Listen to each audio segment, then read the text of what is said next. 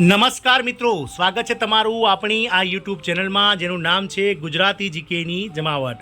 આજના વિડીયોમાં આપણે વાત કરીશું મિત્રો જીએસઆરટીસી કર્મચારીગણ કે જેઓનું સંખ્યાબળ મિત્રો 40,000 કરતાં વધારે છે રાજ્યમાં।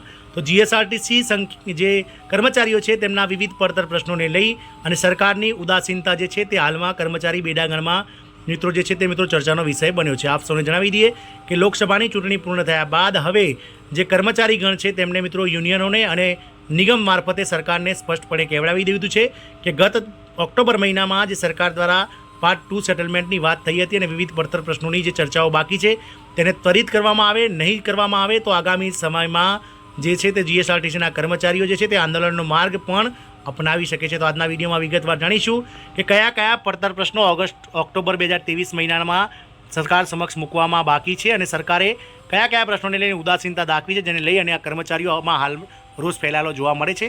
તો વિડીયોમાં વિગતવાર આપ બન્યા રહેશો। તો વિડીયોમાં જાણીશું કે કયા કયા પ્રશ્નો પડતર છે।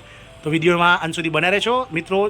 જો તમે અમારી ચેનલમાં નવા હોય તો અમારી ચેનલને સબસ્ક્રાઇબ કરી બાજુમાં રહેલું બેલ આઇકોન દબાવીને ઓલ નોટિફિકેશન ઓન કરી લેજો, જેથી કરીને ચેનલ પર મૂકવામાં આવતા વિવિધ ભરતીઓના નોટિફિકેશન, વિવિધ ભરતીઓના પરિણામ, જીકેના વિડીયો અને સરકારી કર્મચારી પેન્શનર્સ યોજનાઓને લગતા પરિપત્રો તમને સરળતાથી ચેનલના માધ્યમથી ઉપલબ્ધ થઈ જાય। તો મિત્રો ગત 26/10/2023ના રોજ ગુજરાત એસટી નિગમના માન્ય 3 યુનિયનોની બનેલી સંકલન સમિતિ તથા સરકાર અને એસટી વહીવટ એટલે કે નિગમ વચ્ચે સમાધાન થયેલ અને વિવિધ મુદ્દાઓ જેનો નિકાલ ન થયેલ તેવા મુદ્દાઓ માટે જે છે તે મિત્રો સંકલન સમિતિ દ્વારા આગામી સમયમાં સરકારે પાર્ટ 2ની સેટલમેન્ટ મિટિંગ યોજી અને આ મુદ્દાઓને ત્વરિત ઉકેલવા માટેની જે છે તે બાંયધરી આપવામાં આવી હતી। આપ સૌને જણાવી દઈએ કે ગત ઓક્ટોબર મહિનામાં ગુજરાત એસટીના માન્ય 3 યુનિયનો દ્વારા ગુજરાત એસટીના કર્મચારીઓના વિવિધ પડતર પ્રશ્નો જો નહીં ઉકેલાય તો આંદોલનની ધમકી આપી હતી। આ આંદોલનના કારણે ત્વરિત જે છે તે મિટિંગનું આયોજન માનનીય વાહન વ્યવહાર મંત્રી શ્રી હર્ષભાઈ સંઘવીએ આયોજન કરવામાં આવ્યું હતું અને અમુક જે મુદ્દાઓ જે સ્વીકાર્યા જેવા હતા તેવા મુદ્દાઓ તાત્કાલિક સ્વીકારી લેવામાં આવ્યા હતા, જેમાં પગાર વધારો,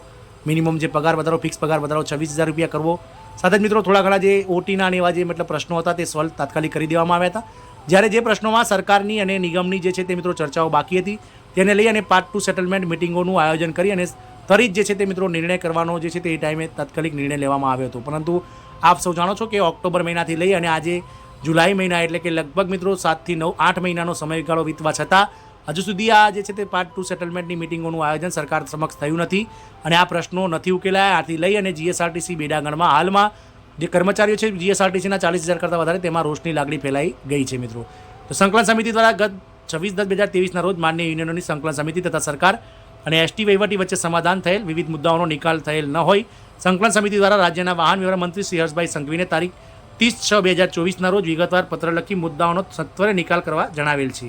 આ મુદ્દાઓમાં મિત્રો એક સેટલમેન્ટ પાર્ટ 2ની માંગણીઓનો નિકાલ કરવો એટલે કે જે પાર્ટ 2માં જે સેટલમેન્ટમાં મિત્રો માંગણીઓ બાકી છે તેને લઈને મિટિંગ કરવી, અવસાન પામેલ કર્મચારીઓના વારસદારને ₹14 લાખનું આર્થિક પેકેજ ચૂકવવું, મોંઘવારી ભથ્થાના ચડત એરિયસની રકમ ચૂકવવી, ડ્રાઈવર કંડક્ટરના ગ્રેડ પે સુધારાથી ઉદ્ભવેલ પગાર વિસંગતતા દૂર કરવી, ઉચ્ચતમ પગાર ધોરણનો લાભ આપવો, 7મા પગાર પંચના પગાર મુજબ ઓટી ચૂકવવો, ફિક્સ પગારનો સમયગાળો જે હાલમાં 5 વર્ષ છે એસટીમાં તેને 3 વર્ષનો કરવો, મિકેનિકલ તથા વહીવટી સ્ટાફની ભરતી કરવી વગેરે જેવા વિષયોનો સમાવેશ થાય છે।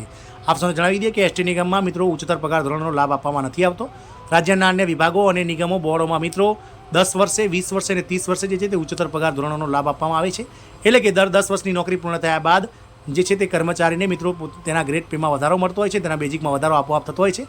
આવા ઉચ્ચતર પગાર ધોરણના જે લાભ છે તે મિત્રો સરકારને કર્મચારી જીએસઆરટીસીના કર્મચારીઓને મળવા પાત્ર થતો નથી।